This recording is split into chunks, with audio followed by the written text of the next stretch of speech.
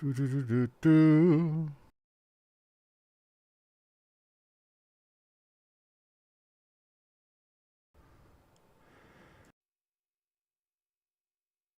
All right. Analog 1, 2, there we go. We got some audio there on things. We got a couple people here in Discord. I hope that's at least running a little bit.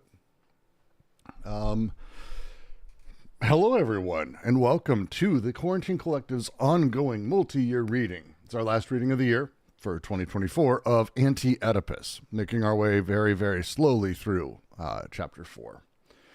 It's going to be slower even than it was last time. It was pretty slow. I've been enjoying moving through the book at a nice clip. Chapter 2, we took a little bit extra time with things.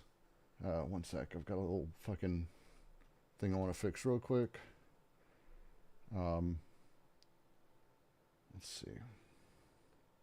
Yeah, chapter 2 we took a little bit extra time with, but when we start talking about everything that's happening inside of chapter 4, it's just going to be a lot more time. It's just the way it works. Why is it grabbing the wrong window here? Let's see. And I'll share my screen in Discord as well. We'll get that done. Boop. Boom. There we go. All right. And then Discord, share the screen, and we can actually start moving along. As I was saying, one of the great challenges we have is chapter 4 is not meant to be read quickly. I kind of burned through chapter 3. There's a lot in chapter 3. We spent the majority of, I think, our last 2 readings. Chapter 3 was an excessively long period for both of them. Like months and months and months. And the thing that's nice about that is it means that you really do go through tooth and nail over every little bit. But then you've apparently, how it turns out is you feel like you understand the rest of it. And I think this last reading last week, because we're not very far in for chapter 4, what sort of screams at us at that point is, hey, by the way, you don't fully grasp this book. Not yet. And you have a lot more work to get done. So get your shit together and let's figure it out.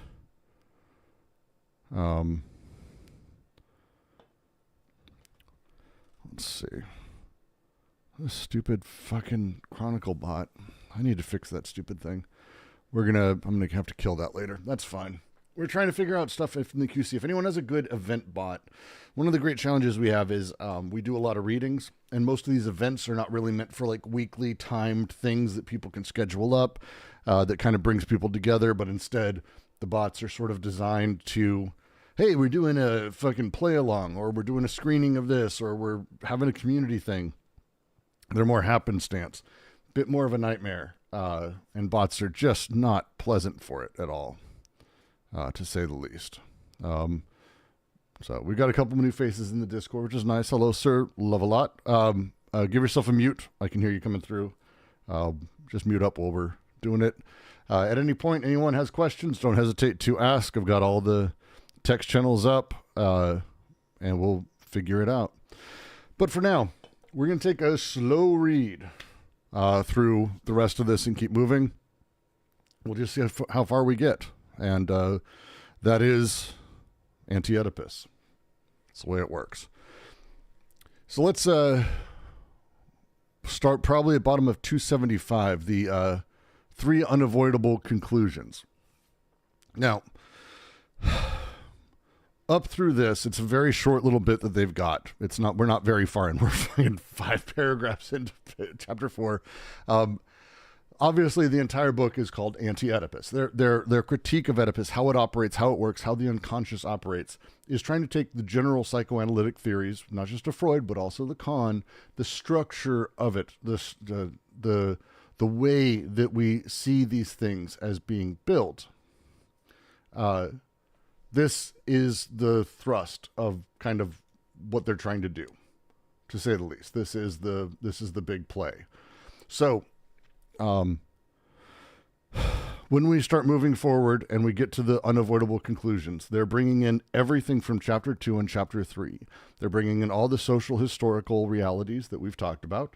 They're bringing in the nature of repression and how it's visited on us socially first, personally second, psychically second, and how the family is the agents of capital, of the social structure that does this repression and does it in this particular way. They open up this whole bit talking about in the first few paragraphs how the child has this visited on them by the parents, but then the parents actually have the psychoanalyst or society say that the child is the one that gives them the neuroses. They basically spent 5 paragraphs saying this. And this is the example they give. And just to read a little bit before we move on to the paragraph, and I'll start the reading. For a determination of the social field is already invested in the second type of anxiety, the rarity of women, that explains how it is that the adults, no less than the children, are wary of them. In brief, what the child invests through the infantile experience, the mother's breast, the family structure, is already a state of the breaks and the flux of the social field in its entirety, flux of women and of food, recordings and distributions. Never is the adult an afterward of the child, but in the family both relate to the determinations of the social field in which both the family and they are simultaneously immersed. And then I'll dive in just as a quick note. The thing that matters, that they're really driving at, is that this isn't some weird disconnected from the social world thing, as psychoanalysts have talked about for a very long time, that the idea that the child or how they relate to the parent or how these things happen, the underlying setup is symbolic. It means something larger, or it's part of a larger sort of story or narrative or whatever, blah, blah, blah. But instead, as they're saying, the realities of the social world actually are visited through these machines of the way that the family operates directly into that of the child, the father, and the mother. The example they give and what we were just talking about is the nature of a famine strikes a village. The child experiences famine by the mother having less milk, by the mother having stress, by the father having to forego food for his wife to eat so that way the child can have food. All of these stresses are visited on everyone. It's not that the child is having a symbolic relationship with the mother, but instead that all of the social field in its entirety is visited absolutely on everyone at all times. It should be presumed that the social field is part and parcel of how these things operate. Hope that makes sense generally, because we're about to get sort of to the crux of it. Drop a note in chats if any of that doesn't make a lot of sense, which is fine too. We'll make our way through it. But to continue. Hence, we are confronted by 3 unavoidable conclusions. 1. From the point of view of regression, whose meaning is only hypothetical, it is the father who is first in relation to the child. The paranoiac father Oedipalizes the son. Guilt is an idea projected by the father before it is an inner feeling experienced by the son. The first error of psychoanalysis is in acting as if things began with the child. This leads psychoanalysis to develop an absurd theory of fantasy, in terms of which the father, the mother, and their real actions and passions must first be understood as fantasies of the child. This is the Freudian abandonment of the theme of seduction. Simplified. It is not uncommon in, I want to say just in therapy in general, that you talk about the child as doing things to the parents, or that the child is where, like, oh, you had a son, though the son is creating feelings of jealousy. The son is this, the son is that, the child is X, Y, or Z. And there may be some positionality there that may be some sort of theoretical side, but this thing that they're talking about, no, it's the parents are first in relation to the child. They're the adults. They're the ones who are actually ensconced in the world. A child isn't ensconced in the world. They're protected from the world by the parents, who are kind of playing umpire you might say, for the rest of the world. The paranoiac father Oedipalizes the son. Guilt becomes projected by the father before it's an inner feeling within the child. It doesn't begin with the kid. It, as they talked about, it begins with the parent. 2, to continue. If regression, taken in an absolute sense, reveals itself to be inadequate, it is because this regression encloses us in a simple reproduction or generation. Furthermore, taking organic bodies and organized persons as its object, the theory of regression merely attains the object of reproduction. The point of view of the cycle alone is categorical and absolute, because it attains production as the subject of reproduction, which is to say it attains the process of autoproduction of the unconscious, a unity of history and nature, from homo natura to homo historia. It is certainly not sexuality that is in service of generation, but progressive or regressive generation that is in service of sexuality as a cyclical movement by which the unconscious, always remaining subject, reproduces itself.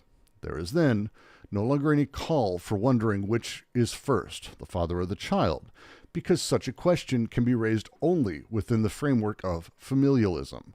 The father is first in relation to the child, but only because what is first is the social investment in relation to the familial investment. The investment of the social field in which the father, the child, the family act as a subaggregate are at one and the same time immersed. The primacy of the social field as the terminus of the investment of desire defines the cycle and the states through which a subject passes. A second error of psychoanalysis, made just as it was completing the separation of sexuality from reproduction, lies in having remained captive to an unrepentant familialism that condemned it to evolve solely within the movement of regression or progression. Even the psychoanalytic conception of repetition remains captive to such a movement. You could even hear this as I was discussing it. The challenge becomes that once you've kind of built this structure into how the unconscious functions or how we're formed, that it's our family doing things as such, it puts us in a position naturally of familialism, as they call it, or placing the family as though the organization of the family has itself its own real, its own center, that it might even come first, or that it's social and then family, when in reality, as they say here, sort of, the way that it works, the investment of the social field in which the father, child, and family as a subaggregate are at one and the same time immersed. The social field is this. Familialism is the idea that there's a possible alternative, and it gives us that sort of structure as a thing within psychoanalysis. That kind of overall makes sense. So to sort of talk about this, and it's one of those things that makes it really difficult because, again, this is Freud as a thing, and so it's kind of me teaching, hey, here's what Freud said, top line. I'm not going to give you the best fucking understanding of Freud that there is, and also afterwards I'm going to tell you that you should forget everything I just said. Makes it tough to sort of explain why they're using the wording that they're using. But when we talk about Freud and the way he talked about sort of regression, he's talking about the way that people move into earlier stages. And stages for Freud, especially in early psychoanalytic theory, is very focused around how you triangulate yourself against your parents. And so the child is first against the parents. You, as a child, are first against the parents. But you're only this retroactively, because a child at 4 years old is not going, well, generally speaking, they're not going into psychoanalysts and talking about their neuroses or issues with their boss. The parent is. An adult, a grown man, a me. Brooks goes in. First thing that the psychoanalyst does is he goes, now let's talk about you as a child. Regresses me back, and we talk about the issues I had. But the child then comes first in the process. But it's my relationship with my dad centered on me as becomes troubling. We'll just say it becomes difficult, becomes problematic, and they're giving reasons for that.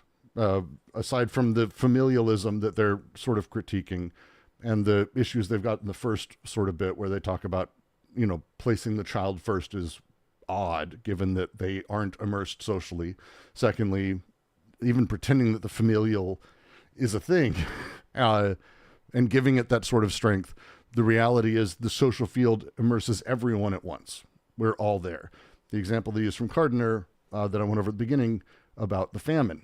A mother isn't able to produce as much milk. She needs more food. The father's experiencing that stress. The mother's experiencing that stress. The baby is experiencing that stress. Even though the baby doesn't know what hunger is or what famine is, or that it's because of X, Y, or Z diaspora, or the being expelled from their lands, or because of a drought. That babies have no idea, but they're still experiencing insecurity, food insecurity, lack of food, unsatisfaction, whatever you want to say. These things are visited no matter who one is. No one is insulated from the social field entirely. That's not what the family does. So the social field first, family, if it's a thing, which it really isn't. Instead, it's everyone being immersed, and then we retroactively place father, mother, son, daughter. We place the coordinates on people after the fact, more or less.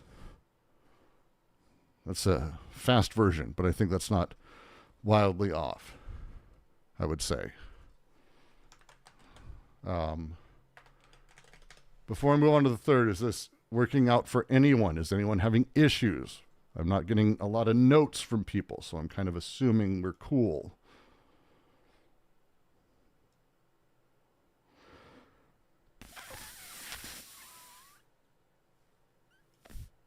Generally cool? I mean, I'm down with that. I'm down with being generally cool.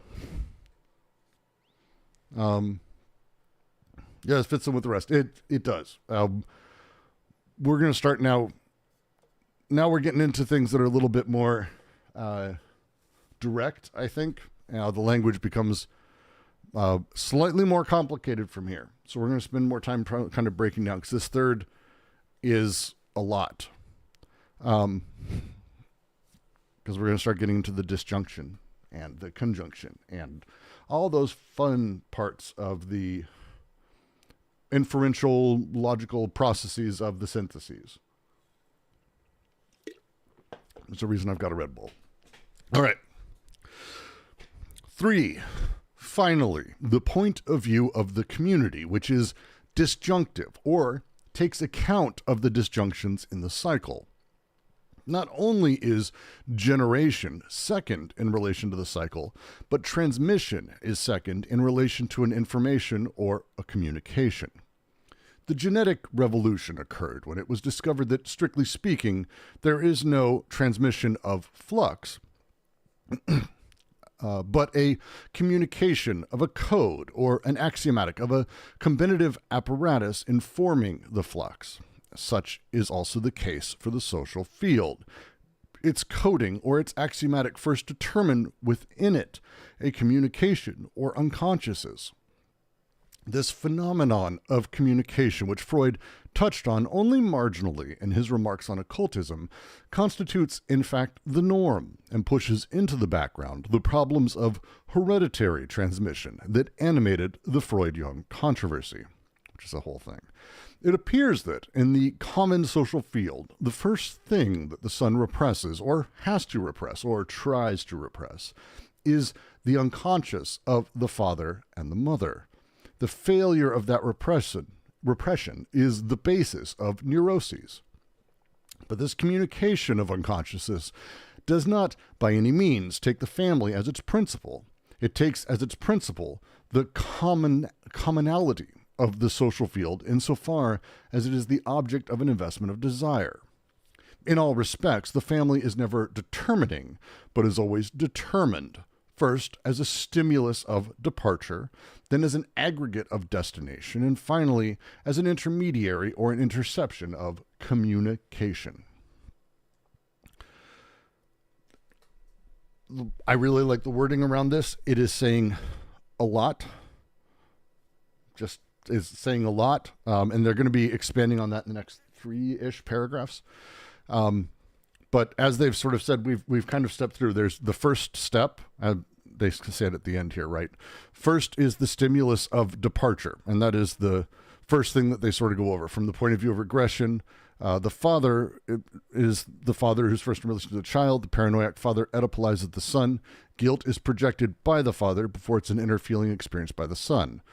And era of psychoanalysis is this idea that you first visit on the child, and the child is the origin, is the fount of these things. So first, that's what they say. First, it is a stimulus of departure. The family is a stimulus of departure. Then as an aggregate of destination, it's at large kind of everything in society we see it as everything gets sort of determined there. Everything gets placed there. All the things in society make their way through family. It's not fully true, but this is kind of that second bit. And finally, as an intermediary or interception of communication. Think of it as the parents being our translators, more or less. It's probably an oversimplification. The way they phrase it and they talk about it, it's not so much translation, which is probably why I shouldn't use that word, but instead axiomatization. The phrasing that they have that's really important is when they talk about the genetic revolution. Most people still don't understand genetics. Susan Oyama, go read everything she ever wrote, Ontogeny of Information. Evolution's I, which is probably better for this one. What's in our DNA is not who we are. It's not like a blueprint. That's the stupid way to put it. A blueprint is a completed mapping entirely of a person. DNA is the rules by which proteins form and connections are made between molecular elements in biology for us. The DNA replicates and builds, but it's not a blueprint. You can't tell everything about a person. Instead, it's the next step. And the next step is determined by the things that are around it that it's able to use. But it's only able to use the things the DNA allows it to use. So if you think of DNA as these little sort of organizing machines that are waiting for bits, they're axioms that are saying yes or no, is this part of it, this is part of it, and just going and building and building and building. At the end of it, we come true. We exist. I exist. There you go. Often, people go, well, look, my genetics, how amazing are my genetics? Look at how good my genetics are. Eschewing the idea of environment entirely. Of course, on the other side, you have people who eschew genetics entirely. It's a whole other thing. But what they're getting at is that odd way that the informing of the flux happens. This is what they were talking about with the genetic code or axiomatization. It's not that the parents are interpreting everything for you and then building you. It's that they're placing in your unconscious their own. You're actually learning the rules of the world, what's allowed to become next, what's allowed to go next, what's happening now, the axioms for the various sets of the world that are going to be coming at you, and how you will organize them. This is the big deal. As they say, such is also the case for the social field. The social field's coding, or its axiomatic, first determined within it a communication of unconsciouses. This phenomenon, blah, blah, blah, it appears that in the common social field, the first thing that the son represses or has to repress or tries to repress is the unconscious of the father and mother. And this is not, oh, their unconscious is implanting. We're talking about a machinic unconscious. It's what they've been building this entire time. It's what they spent all of chapter 1 and 2 going over. So if you have a machinic unconscious, do you transport the entire machine? No. You transport the rules that put those things into place. Because ultimately, all the stuff that's actually in your brain, it matters less. All the stuff that's in your unconscious matters less than the rules that organize it in a particular way. Those rules, the DNA, the nature of the genetic code, and the way it handles combinations and axiomatization. This would then be you going forward, how you go forward. You take in all the different stimuli, you organize them according to these rules. This would be the machinic unconscious that is passed on from mother and father to child. So the first thing the child really has to do is kind of shut down the parents' unconsciouses. Best of luck with that one. And so ultimately, when you talk about it like this means that the family is never determining, but instead determined, right? Social field and the unconscious is being passed on, the genetic rules, the axiomatization that is organizing all these things. This is why it's a set theory axiomatization kind of thing that's going on here. And this process is the third step that they're talking about. This is how the family kind of does it. Does that make sense? I'm hoping yes. It's kind of a big one. They're going to be going into examples of it pretty quick here, and kind of the rest of this is about understanding how the axiomatization works. I think all of chapter 4 is going to be really focused on this. But it's kind of a big deal when we talk about it. It's good to see you, Remke.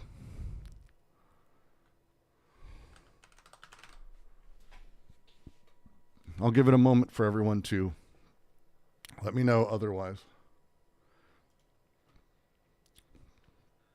Yes. Hey, Marcellus.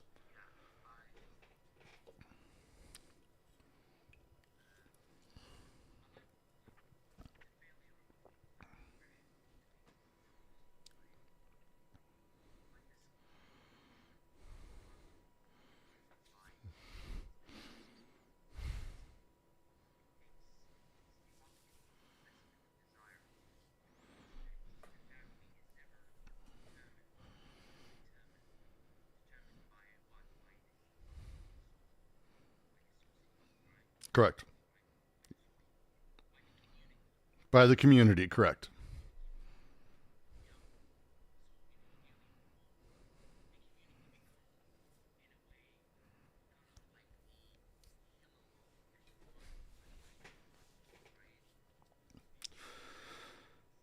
It's more generative. It's more generative than that. It's for sure more generative. One sec. I think I don't have the... Can you say a couple words for me real quick? Sorry. I just want to make sure I get this stupid thing. If you could just say a couple words real quick, I just want to make sure I get the Discord in here. All right, it's working. Good. You're good. It's working. Okay. Thank you. My Deutsch is... I just want to make sure, because we're streaming and people and sometimes my fucking OBS doesn't pick up Discord. That's my bad. So there's a couple things that are happening here that are a little bit different. So one is that the community, when he's talking about here, it's important we don't think of it as also a totalizing force. And this is why the socius is where they sort of aim. It's not that the community at large has its own divine laws or its own dogmatism. This would be an overcoding. This would be the despotic, where it's taking the codes of old and writing over them and allowing some version of them to exist, but the new overcoding is happening. And this would be like, for example, this is how Lacan sees the symbolic order with the master signifier. And I think, generally speaking, this is how I understand, and again, I'm not Mr. Hegel, but generally speaking, that's how I would understand you're speaking of community here. This is very different. The nature of how this happens especially within capital, is not so much that there is a divine flow or that there is a divine flux or that the community at large is saying, here's what's going on. It's that the actual activities of the community at large are being visited upon everyone within it. And what we've done is we create these little pockets of family and familialism, and what happens in sort of this odd interaction between our machinic unconscious and everyone else's machinic unconscious is the transferring of this unconscious axiomatizing nature. These things, instead of overcoding, axioms allow us to play with things differently. They allow narratives to exist differently rather than being created from top down, which is very much not what is happening in the capitalist socias. Instead, it's actually all the way from the bottom up. That in that disjunctive element, which is the yes or no, the misuse of one of the syntheses, we have an axiom that's being added. Many, many, many axioms. It's not one. I'm just giving an example of one. That's saying beard, like just as an example, beard means man. Now, you don't have that in your brain. That's not really how axioms work, but just follow me. The unconscious has these images that it's got, and it's gotten those from the social world at large, and the images that are sort of coming on, the the pressures, the social investments that any child or baby or whatever has sort of visited, and the parents around them, the parents' unconsciouses and their machinic sort of replication that's being put into the child. And so when the child is seeing things out into the world, as you're listening to me now, everything that is coming through, every bit of stimulus, whether it's oral, whether it's aural, A-U-R-A-L, whether it's visual, whether it's reading, whether it's touch, whether it's smell, all those things grouping together are being put through all the axiomatization in order to create a set, in order to place it within a set, within the disjunction of either or. That either or, that community is the disjunctive, as they say. This is the disjunctive, or takes account of disjunctions in the cycle. It's a phrasing they use. And so when we talk about the interplay of the social world at large, the community, and the child, what's happening is that the community is creating those disjunctions, takes advantage of the disjunctive parts of the cycle in order to help sort of proffer and reinforce those axiomatized set theory elements. But again, it isn't coming from above where it's like, here's the rules. It's instead the generalized experience of a child experiencing the social world through parents, through themselves, and other things, and those axioms are becoming part of their desiring production outward. Okay? Does that make sense? Yeah. Yeah, it makes sense. Actually, it makes sense. Yeah. And just to, because axiomatization is important, just as a note, I'm just going to read a little bit from Holland. I really like, as a thing. It's I'm not going to bring up on screen, just a quick bit. One sec. I want to make sure I get the specific part and we nail it, because this is axiomatization is a lot. I want to make sure I get it right. What sets capitalism apart from other modes of social production, which code or overcode value, is that its social organization is based on the process of axiomatization. Symbolic codes and overcodes reflect or govern qualitative similarities among significant entities.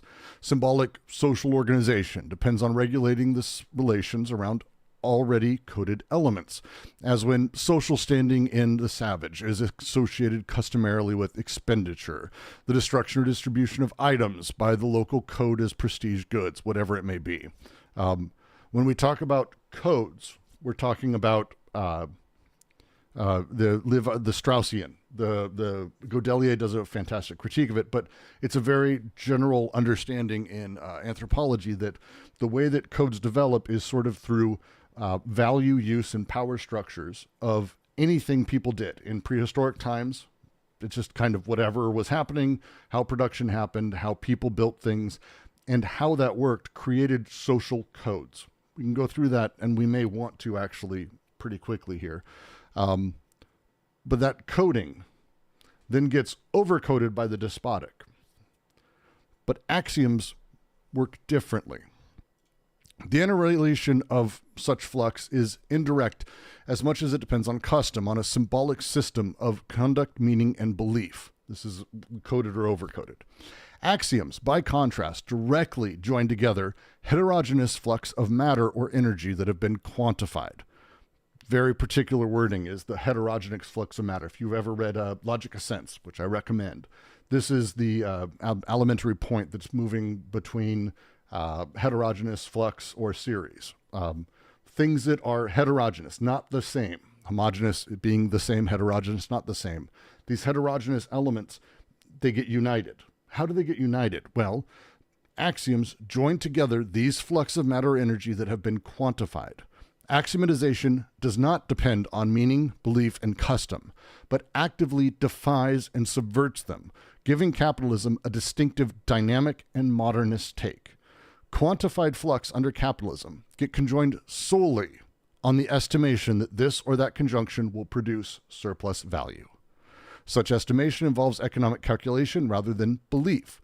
Symbolic meaning has nothing to do, and the conjunction is direct, completely unmediated by codes. Indeed, the qualities attributable to axiomatized flux arise from the conjunction itself rather than pre-existing it.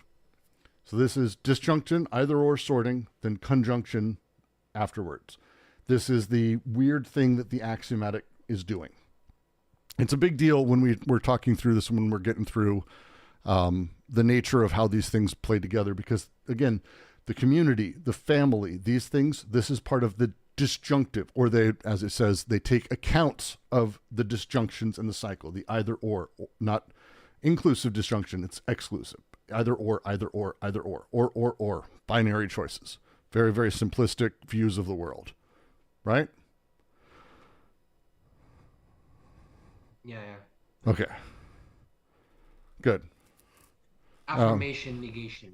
Affirmation, negation. Affirmation. Fort and da. Right? Sort of, yeah. Fort da would be probably the best version of it. Affirmation, negation, less so, because that is sort of like, that's actually a lot more complex. It's just fort da, like it's either or. It's picking out man, woman, mom, dad, white, black, things like that. Like the binary, simplistic, instantaneous choices that are qualitative, that are not qualitative but quantitative, and that the axiomatic is able to conjoin and create these long chains of sort of meaning in that direction. Nature of capital. Yeah. God nature, you know? Yeah. Well, man nature. Yeah. Yeah. Yes. I mean, that's the idea, is like those baseline bifurcations. And when I say baseline, I mean like way baseline. Like it's even before really, because we're talking conceptually now, we're way after it. When we're talking, we're at the end. We're after the conjunction. We're way at the end of that run. So we're talking about way earlier. We have the connection, disconnection, and recording. Disconnection, disjunction, recording. What are we recording? What is the thing being recorded, which allows us to then create that conjunctive element off of it? Well, the recording that's being taken is value in various ways, and the quantitative sort of assessment of it.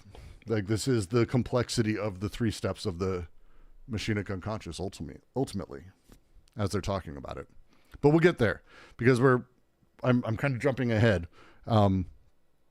The way that we're talking about it at this point right now is the third, as they were saying, the 3 unavoidable conclusions of the way that psychoanalytic sort of thought works, right? Mm-hmm. All right.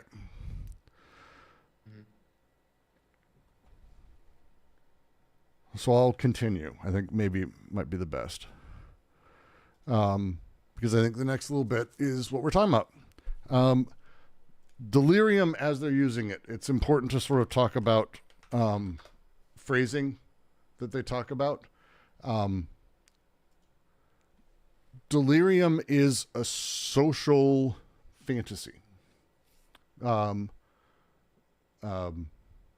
Race is a delirium, for example, for how they're talking about things. Classes, but whatever it is, the application of social norms, these are deliriums as they're sort of talking through it. They really, really play with this word a lot in a little bit here, but it's kind of a big deal to sort of mention that, because we're about to really, really, really get into these things. Go for it. Delirium is an interesting word, because actually I read the empiricism and subjectivity where he talking about Hume, and he mentioned delirium, right, and imagination and these kind of things, and where Hume talk about madness, right? Yes. And I never understand this aspect, maybe I'll further read about it from Hume and deleuze, right? Well, so about this aspect. So delirium is basically an investment of desire into the historical or social world. And so what happens is desire ultimately through this produces, almost through the interpretation that happens, again, through the same process, that produces a social reality that we sort of experience or that we live within. The entirety of the social field is being invested in. It is the delirium. It is desire. Desire invested socially is the delirium. These things kind of come together. So when we talk about like the U.S. economy, this is a delirium. Doesn't mean it doesn't exist. This is big deal. I did a video on this. We're not talking about real or imaginary. This is not there. Deleuze eschews that idea entirely. Instead, it's an understanding and spending time on what is presume all of this stuff is effectively material because it all has impact. It all affects things. It produces something. Even as they say, Schreber has sunbeams coming out of his ass. Who are you to say that it's not real? Because it produces something. It produces in him sensations. He can even explain how it works. So there's something that's happening. There is materiality to it. So we're not talking about the unreal when we say delirium. We're not talking about the unreal when we say fantasies. It's not that. It's the nature of desiring production being the material of things and the interactions of it as it sort of comes together. And again, this is the social and the political, sort of the large-scale social, socius, the community at large. Not really you, not really your family, not really your neighborhood so much, but the entirety of the social field that's being invested and the understanding thereof, the narrative that's sort of built of it, the meaning of this. It is not necessarily negative at all when we say delirium. Delirium has a negative connotation very often when people say it now, and when we talk about it, oh, you're delirious. You're fucking dumb, delirious. Like, no, not how we're talking about it. It's not how this is desire and production, experienced socially and invested socially. And we all do this. Go for it. Actually, one of the historical figures like David Hume and Lovecraft, actually, like if you read Lovecraft and David Hume explaining that in the Treatise of Human Nature about poets and authors who kind of like are liars by profession, but they are not liar in the sense that like they kind of they do that as a part of their entertainment, right? To kind of like lie in poetry or in author and these kind of things, right? Not because they are liars, but because they kind of want to excite our imagination, right?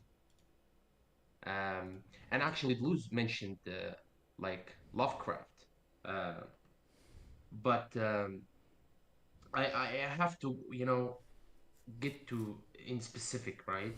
Mm-hmm. Maybe on Saturday there's like subjectivity, empiricism and subjectivity. So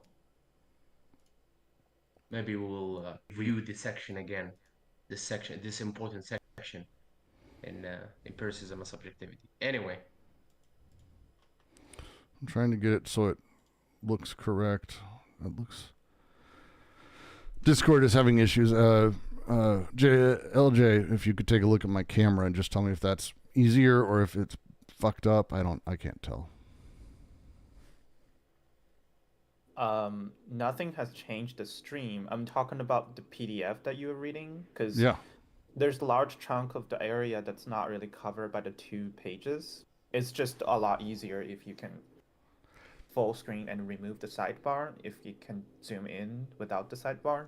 I can't. Like that's the challenge is like Discord allows you to share the program or a screen, and either way the sidebars are there.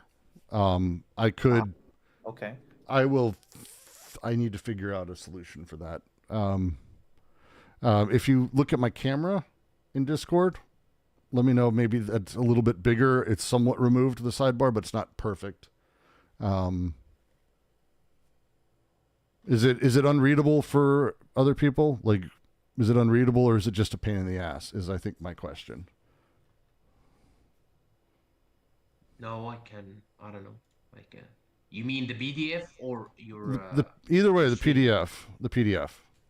Either way. In terms of your stream, it's perfect. In terms of your PDF, it's perfect for me. All right. The YouTube video is it's allowed to be zoomed in, so it works a lot better for me. Okay. Well, I'm sharing that stream on my camera in the Discord as well. I'll have to figure out. I'll figure out a better system for this soon. It's one of the challenges of these programs and sorting me being able to read it, but also display it, but also stream it. Jesus Christ, it's always fun. We'll figure it out, regardless. But I do want to move to the next little bit here, because delirium. After that note, I want to make sure we dive into it pretty much immediately, because it's going to be important to understand. Again, delirium doesn't mean you're delirious or out of your mind or any of that dumb shit. Like, things are producing. If the familial investment is only a dependence or an application of the unconscious investments of the social field, and if this is just as true of the child as of the adult, if it is true that the child, through the mommy territoriality and the daddy law, already aims for the schizas and the encoded and axiomatized flux of the social field, then we must transport the essential difference to the heart of this domain. Delirium is the general matrix of every unconscious social investment. Every unconscious social investment mobilizes a delirious interplay of disinvestments, of counterinvestments, of overinvestments. But we've seen in this context that there were two major types of social investment, segregative and nomadic, just as there were two poles of delirium. First, a paranoiac fascising type or pole that invests the formation of central sovereignty, overinvests it by making it the final eternal cause for all the other social forms of history.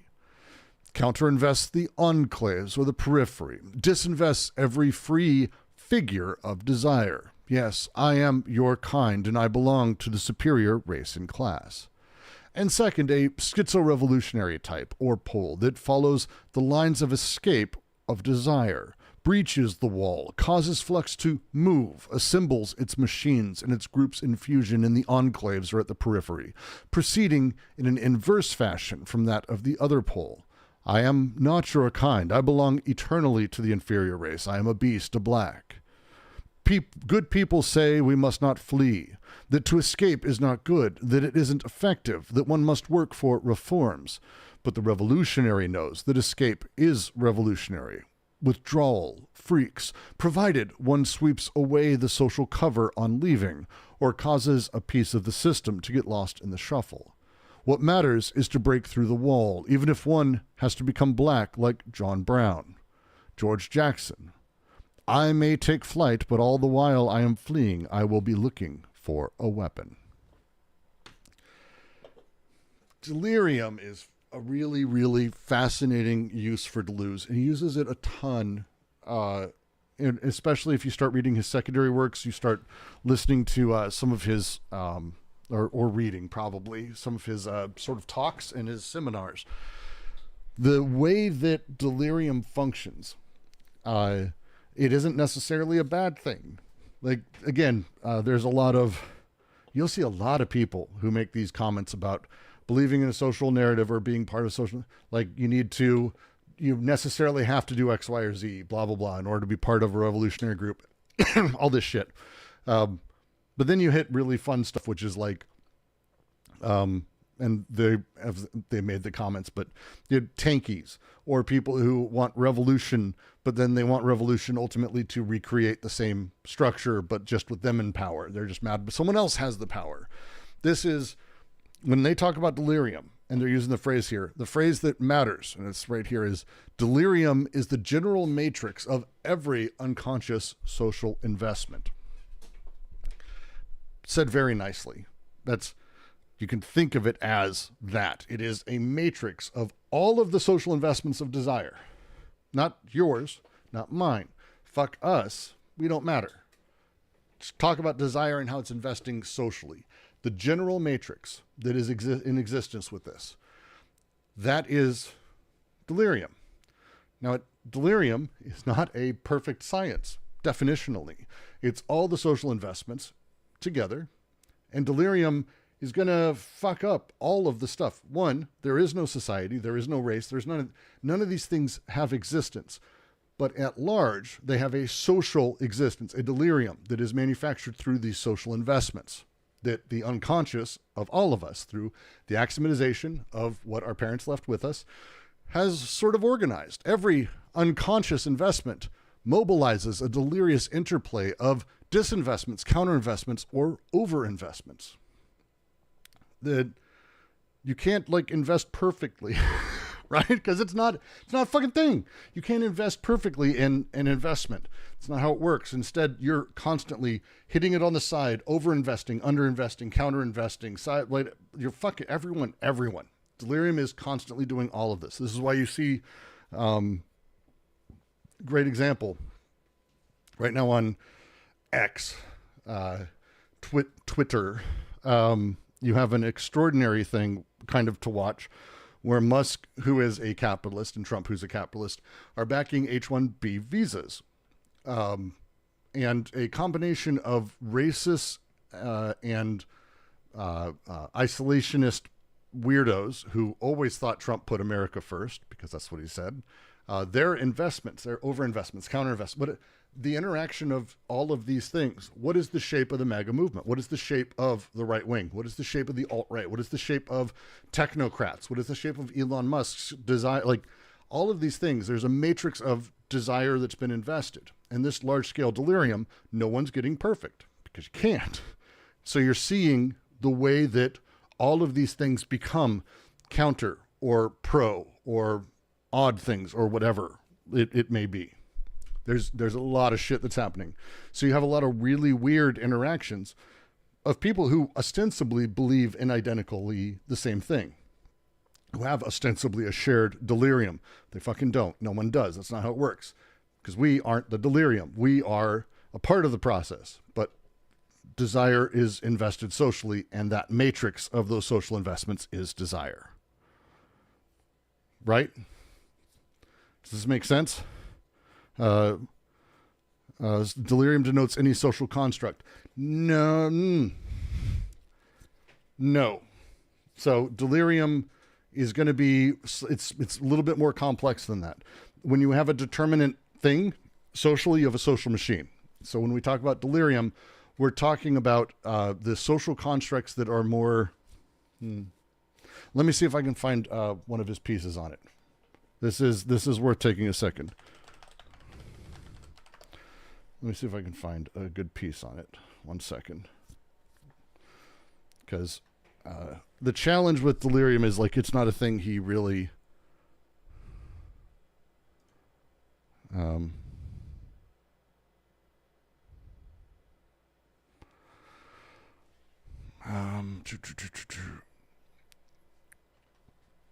Oh, LJ, wow, 1 second. Let me see if I can fix that for you. 1 sec.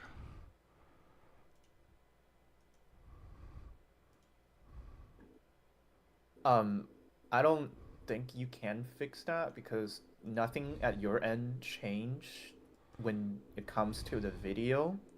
And I think that's just a fluctuation in the video quality that happens to everyone. So I don't think you need to, because the stream reading, if I full screen it right now, it's comfortable. The font size is comfortable. I was just wondering if you can just whole screen and then share the screen, but I think it's kind of hard. But I'll figure it out after the stream. I'll have it set up next time. Before the stream, I can, like, in between streams, I can work on it.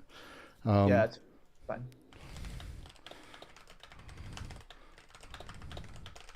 I'm gonna see if I can find because there is. Give me just a moment. I'm gonna see if I can find seminars. And we're going to see if he's got, because I've got all the seminars here. Let's see what we got.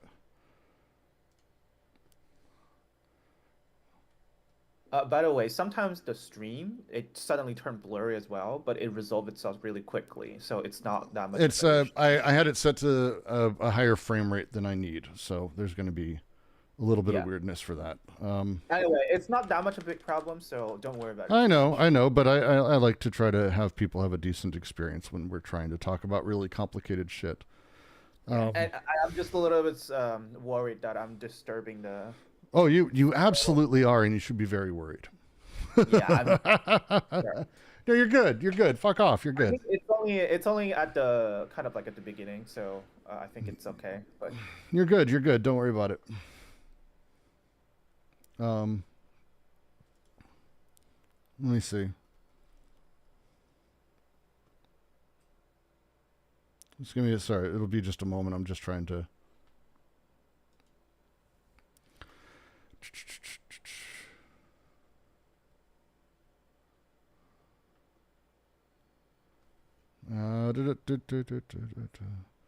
That is getting into paranoia, deliriums versus, and I don't think we want to have that conversation yet. I just want, see, he doesn't,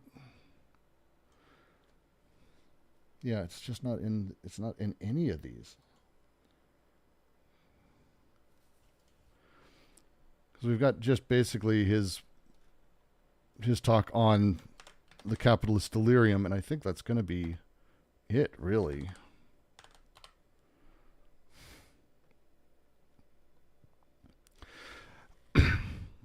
I'm going to read a little bit, and we're going to switch over. We're going to talk through another piece about delirium for just a moment. It'll be, we'll see. We'll see what if everyone can handle this for a moment. I'm going to see if I can switch my pages. Let's see. In Discord, I'm going to change windows to.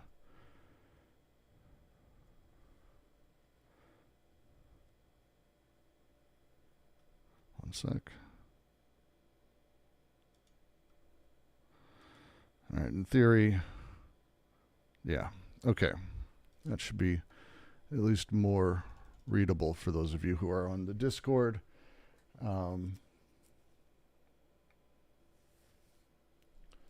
Let's go here. I'm going to go ahead and shrink you guys gone and then add.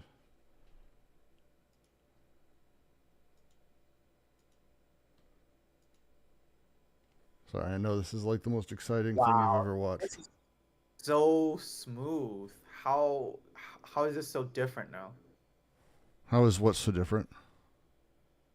The pages, it's so much better than before for me. Well, I mean, it's psychotically zoomed in on a 1440p screen, so it's going to be significantly better. The other is 2 pages at once. Yeah, I mean, for me, this is much better. All right, good. We'll figure it out. But for right now, we're going to read through. This is one of his wonderful talks. I highly recommend going back and reading it. This is Capitalism, a very special delirium. Deleuze and Guattari gave a wonderful talk on this. And we're going to read. We're going to talk through it. If that's okay with everyone. Let's shrink you up. So that way it's able to be seen on screen at once. All right. So it's a talk, but this starts with a question.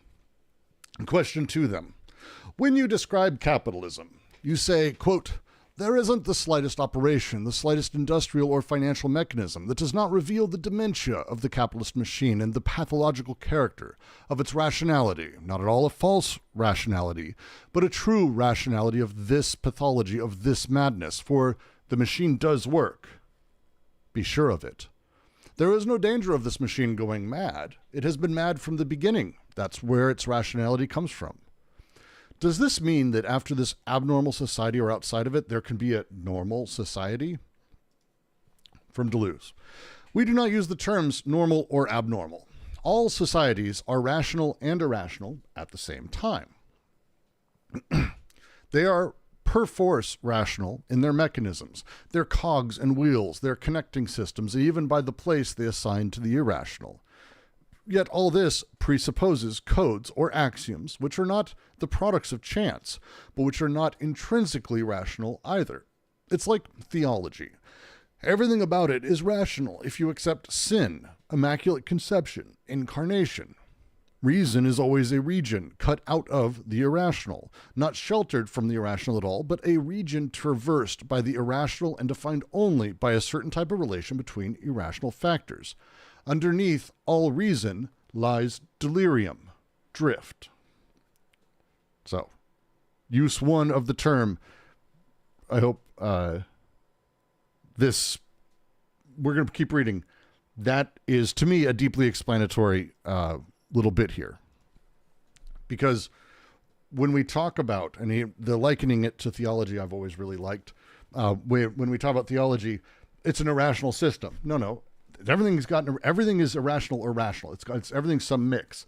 But if you just accept, rebirth, miracles, God, transcendent objects, blah, blah, blah. I mean, theology is perfectly reasonable because underneath all reasonable systems is unreason, is irrationality, is nonsense. Between all sense is nonsense.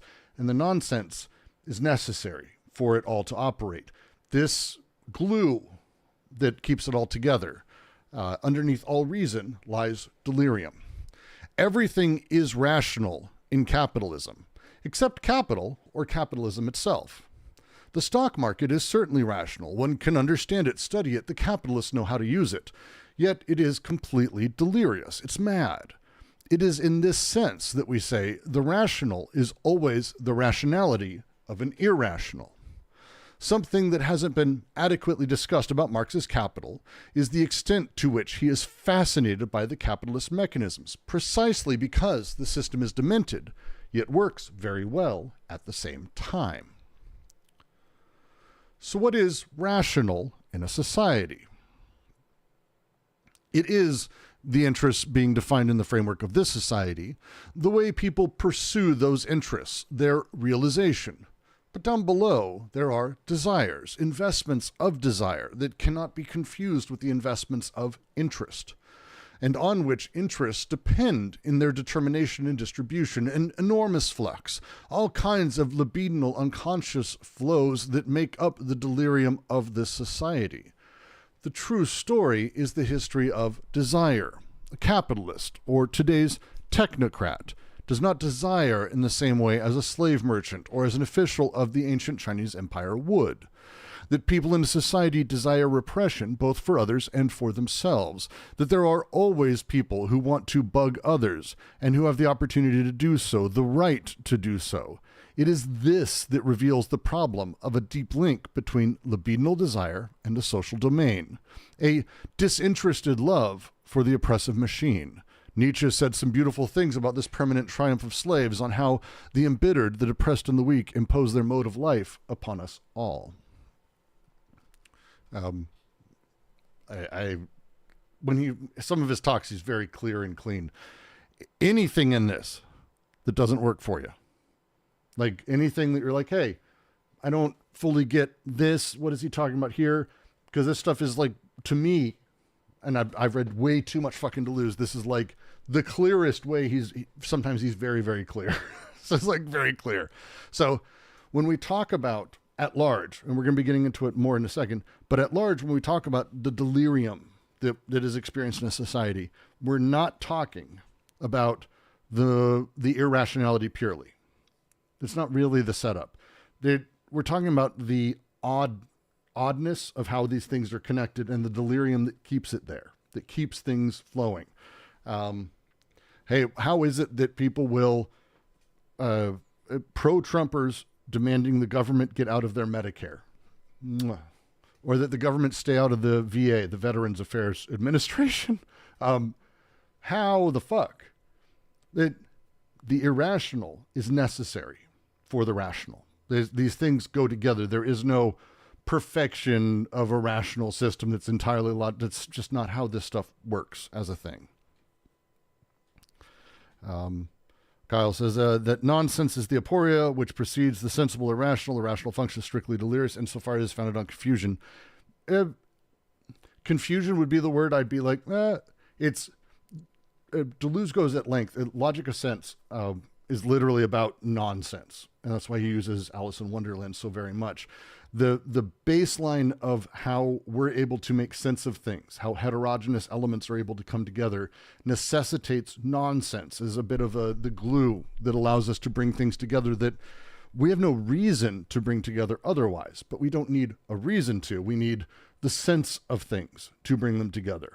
And the sense and nonsense are part and parcel. And that's how I've always read, for delirium, I've always read it as that odd way that in the social space we have sense and nonsense come together. We have the way that we have catch-22, for example, as a thing. You have to be insane to go to war, but in order to get out of war, you can claim insanity.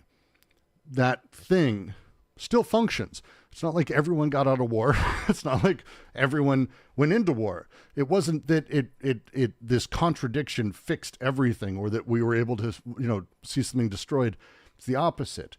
Instead, these things and the delirium is sort of baked into it as such. And so you have these odd contradictions, which supposedly are going to end capitalism, but instead that capitalism is able to just take advantage of and continue to utilize as it goes. It's kind of magic. White people, whiteness as a thing is like the best delirium example. It's what I've used in the past. What the fuck is whiteness? Like, you're free to literally tell me what white is. These days it means sort of European, but not the swarthy kind, I guess. It's leaning towards like Eastern European, I guess, nowadays, that the Spanish are less European and that the Portuguese are less European or less white. Like, you're free to tell me exactly what it is. It's bullshit. It's not a fucking thing. I can tell you, the Spanish think that they're white. Okay. Oh no, but this is my point. That's actually my point. Is like what is whiteness in a? They don't think they're less white than the other Europeans. Let's just put it that way. Oh no, but if you were to ask white guys from the southern U.S. states, they would not call them white, because again, I mean, that's not. I'm not talking about them. I'm just talking about a very specific part. Right. But the point is, what is whiteness? Whiteness as a concept, there's a lot we can discuss. We can break it down. We can do that. But as a society, socially, in communities that we're part of, the definition of these things, what they are, it's definitionally imperfect, like as a thing. It's not rational, but it's not intended to be. As he says, Marx at length talks about how absolutely amazing it is that capitalism works because of how fucked up it is. And there's like a lot of broken parts. Like literally the system dies every like 20 years, like just fucking explodes for fun, kind of as a thing. And we lose tons of money, but it works. It's good. We have really weird situations where like no one's able to afford a house right now, but the housing market is the best it's ever been. Fucking crazy. Like, these things, capitalism's nuts, but it works really well. And it's hard to say otherwise because it continues to work really well and continues to spread. This is the delirium. And so when we talk about how we find ourselves in society, that's why I like the historical way he talks about it.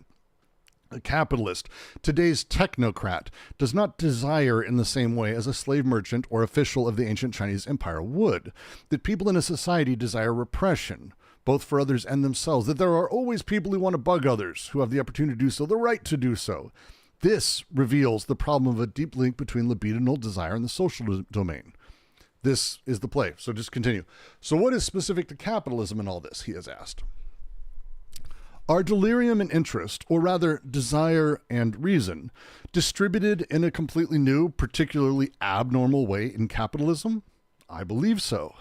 Capital, or money, is at such a level of insanity that psychiatry has but one clinical equivalent, the terminal stage.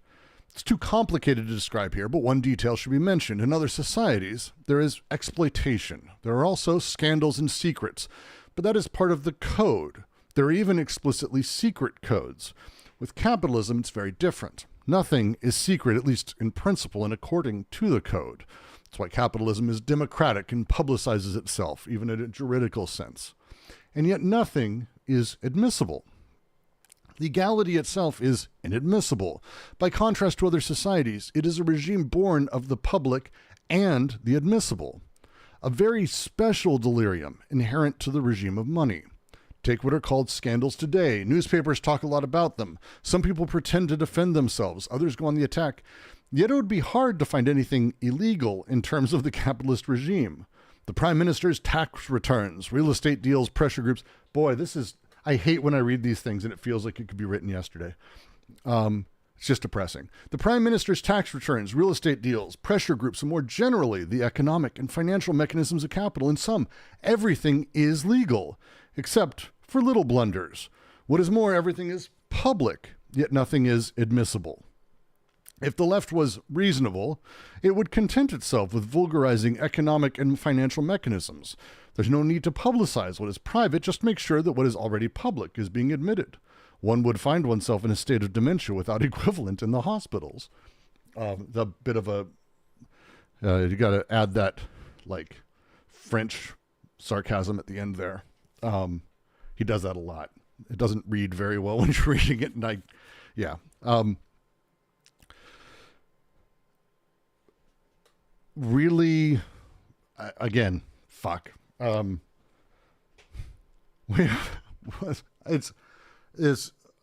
know I'm just preaching to the choir whenever I bring this shit up, because whatever, but like Joe Biden pardoned his son for crimes that he totally committed, that he promised he wouldn't do. And this is not illegal. It is technically, by the way, but it's not legal because no one cares. No one's going to prosecute it. 2008 financial crisis. Literally tons of illegal shit was fucking done. We know of it. It's public. You can go read. The Panama Papers, a fantastic example of this. We found where tons and tons of very, very wealthy people went. Handful of people got arrested, went to jail. None of the really powerful people who were involved. And one of the reporters was blown up and killed, which kind of went as a warning. Everything is public. Like, we know we have a president who fucking had a civil trial and is found liable for rape. People know this. It's there, but it's not admissible. But it's admissible, but it's not there.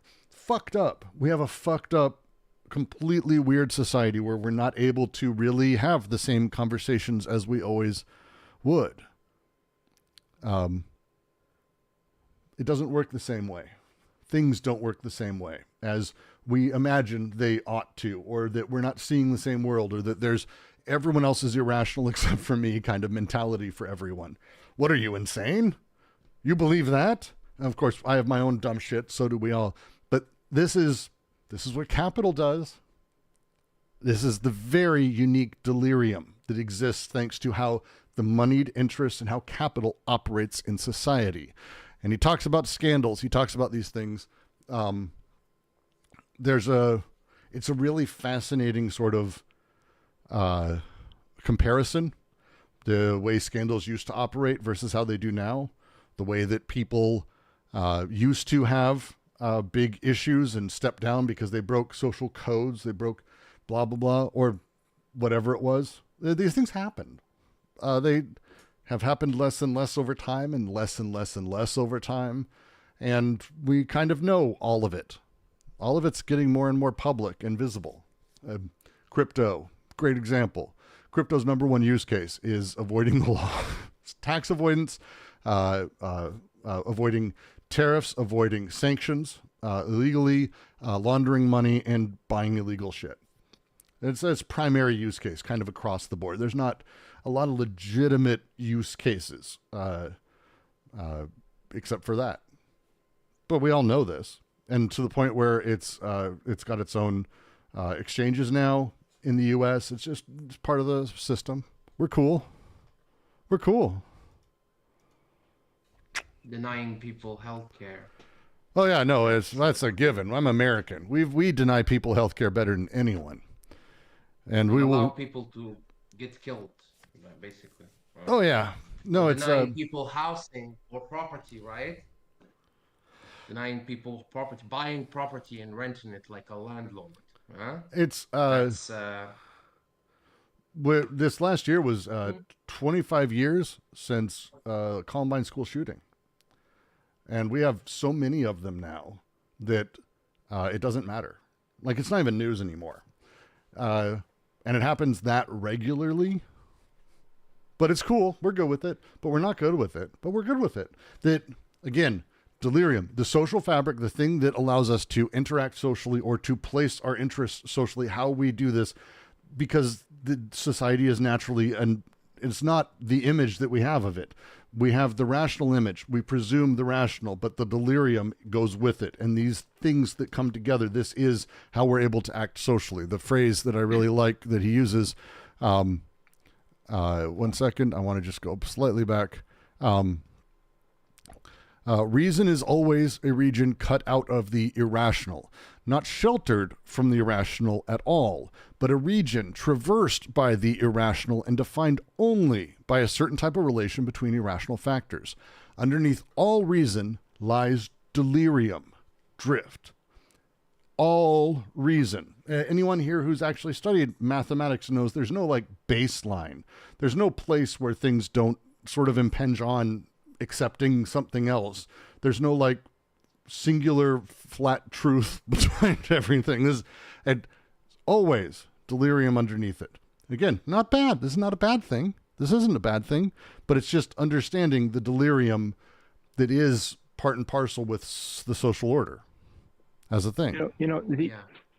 The examples that we've been talking about so far are examples of infractions, that is to say, infractions that we're aware of as infractions or injustices. Such and such entity, cryptocurrency or whatever, does this. It's public, everybody knows about it, it's legal, they get away with it. In other words, we've already decided, we already have a criterion for injustice, and then we're applying that criterion. But what if we were to imagine that capitalist society that works in such a way that this is completely hypothetical, but in which the consensus is, oh no, we're not seeing any injustices here. The system is working just as it should, whatever that is supposed to mean from the perspective of the participants in it. What I'm getting at here is, wouldn't that be just as, in other words, wouldn't it be the case that what one doesn't have to need, it's not necessary to point to what one already has decided are injustices correct, in order to make Deleuze and Guattari's point here? No, because the reason I do explicitly is because it's easier to point to. The real thing that they're talking about here is there's this old, I think I go back 20 years, Donald Rumsfeld is famous for saying it, Zizek famous for making fun of him for it. But you have kind of 4 quadrants of known things and unknown things.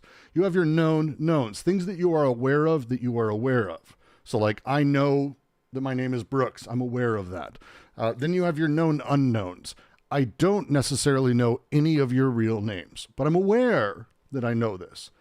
And then we have the other one is the unknown, things we're not aware that we're not aware of. But there's that fourth quadrant no one talks about, and that's actually where delirium comes in, which is those unknown knowns, things that we are wholly unaware that we are aware of. And this is where delirium sits. And so it's really tough to talk about those things because I'm unaware of them. So are you. So definitionally it makes it tough, but they are the blind spots that we have basically utilized, the glue that is delirium, to fill in all of the blanks, to make sure that the rest of everything seems as rational as possible. We do this a lot. The example he gives of theology, it's why I like that example a lot, where it's like theology works. The idea of Xenu in Scientology is fine if you accept blah, blah, blah. If you accept those things, then all of it's perfectly rational. It is. It is perfectly fine. You just got to accept those things. But people who are in it, who believe in it, don't go, well, I accept those very silly things. They just accept those things. So what are your things? What are the things that are just accepted as part of the delirium for existing in the societies we exist in? There's a fuck ton of things. But it's tougher to talk about those things because they're unknown knowns. which is like the hardest ones to figure out. Yeah, and isn't it also the case that you can't recognize what might constitute an injustice until that you have found a way to free yourself from that particular delirium, right? I mean, from that system of rationality, there has to be a perspective that's outside of it in order to be able to then see it in such a light that it appears now in terms of, something ridiculous and unjust and repressive. But the very conditions of operating within it prevent one from being able to see it in those terms. The criteria don't exist until you have have unplugged yourself from it.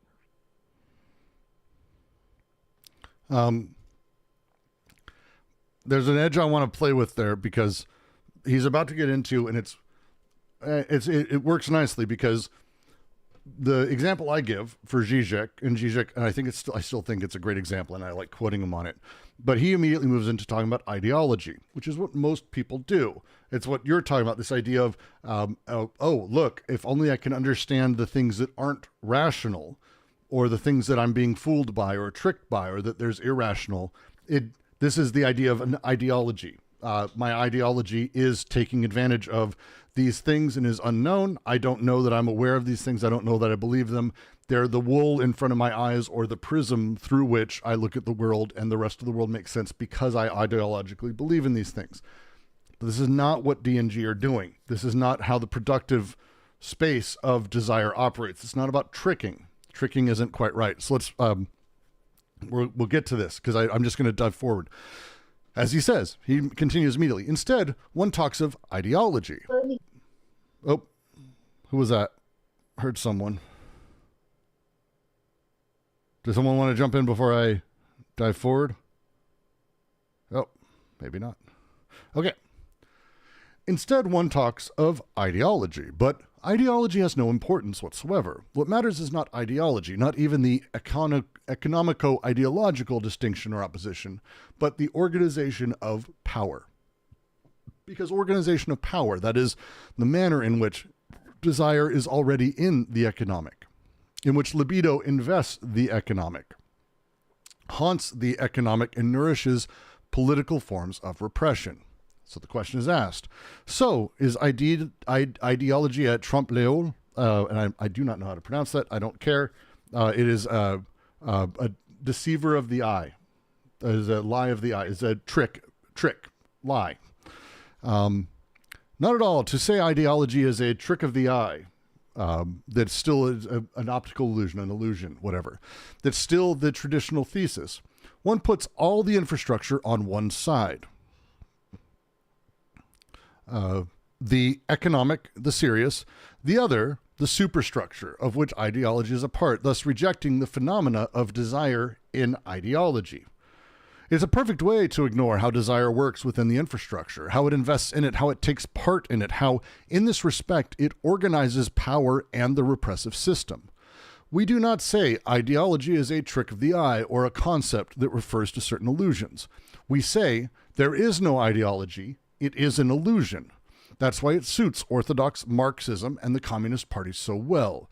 Marxism has put so much emphasis on the theme of ideology to better conceal what was happening in the USSR, a new organization of repressive power. There is no ideology. There are only organizations of power once it is admitted that the organization of power is the unity of desire and the economic infrastructure.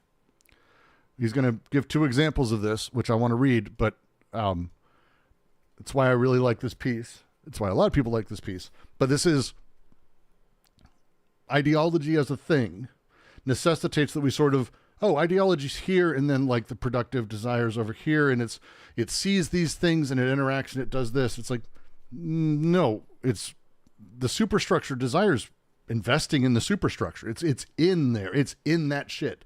There isn't a line between them. How do you draw a line? How do you extract ideology meaningfully from desire in that way? You can't. Here's two examples. Education. In May 1968, the leftists lost a lot of time insisting that professors engage in public self-criticism as agents of bourgeois ideology. This is, I am bourgeois, I am sorry, more or less. It's stupid. It's stupid. It is stupid. Yeah. That's literally his next line. It's stupid. It's stupid. As he says, you're spot on. Sorry, please go ahead. I didn't mean to. It's just literally you kept reading. I don't know if you meant to. But it's accurate. It's fucking stupid. Go for it, Marcellus. Yeah, but like I'm enjoying that, you know? You know, ideologies is like, it's not a critique of idea, it's a desire, right? It's remind me of Foucault. These lines about like power, it remind me of Foucault because I'm Foucault reader. So like I'm enjoying that. Like desire, like it's organized, like, you know, organized. At the end of the day, Marx was right yet again, that anarchy is the law of civil society. Right? If you understand, oh, anarchy is kind of like anarchist. No, Marx doesn't mean about that. Marx meaning that anarchy is the law of civil society.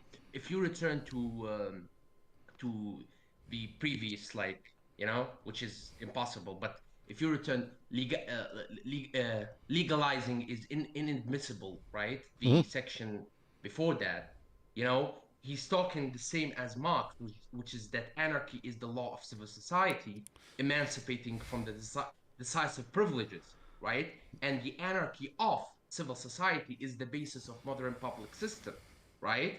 Just as public system, in turn, is the guarantee of that anarchy. That the same great extent that the two are opposite to each other, they are determined. They are opposite to each other, but at the same time, they're determining each other. Similar to like desire and ideology. They are opposite to each other, but they are determining each other, which means that desire is the thing that determined, right? This anarchy, right? That determined everything, right? That determined the law of civil society, right? As such, right?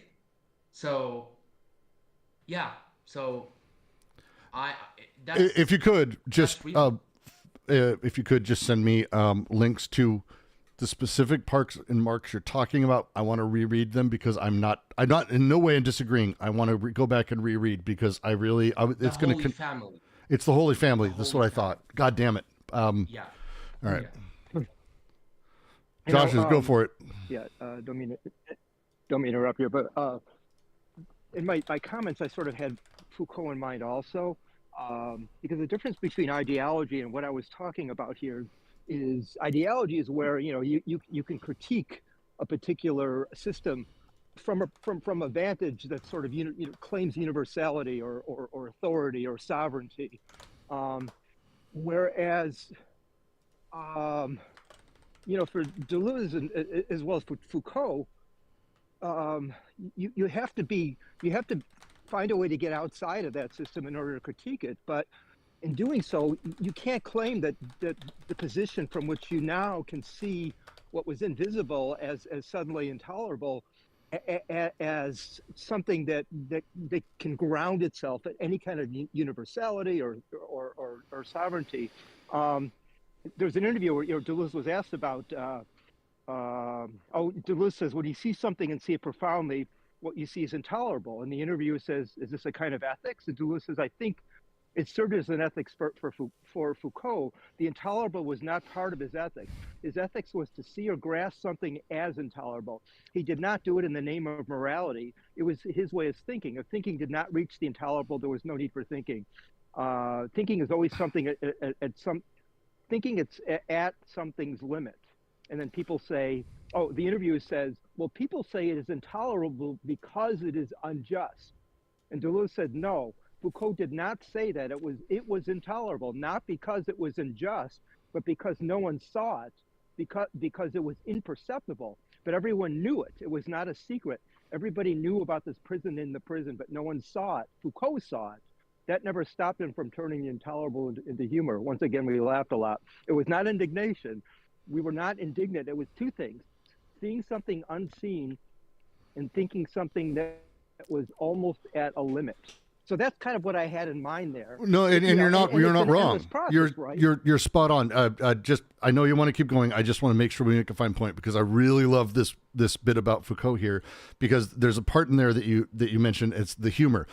He was able to extract the intolerable from the unseen, more or less, from the thing that we are. As I was saying, it's an unknown known. Right? Delirium. He was able to play with these things and extract it. Humor is the thing that does that. There's an extraordinary number of examples where we find the absurdity of a thing, or the humor that's able to take it. We tend to talk gallows humor, dark humor, but humor that plays with the unseen, the unknown, the unwritten, that we find ourselves breaking as we laugh at a joke, or we see done funny in a movie, or like, I always use the example of The Producers with Mel Brooks, this incredible musical, which is about Hitler, written by a Jewish guy whose family barely, like the Holocaust, not exactly long ago when he came up with the idea.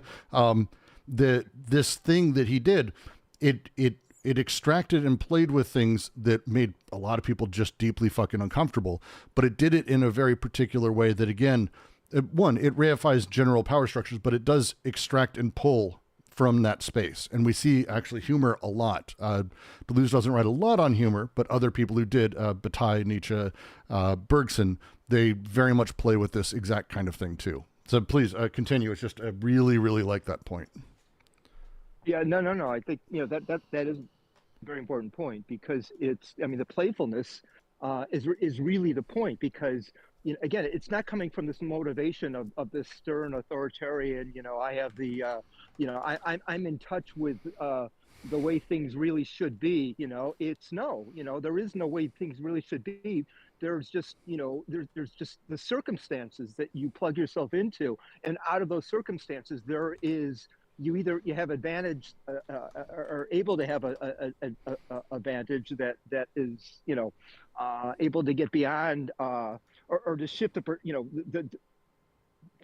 shift your relation to the various planes or regimes, such that now you can rather than having your vantage be motivated from interest, it's motivated from the unconscious.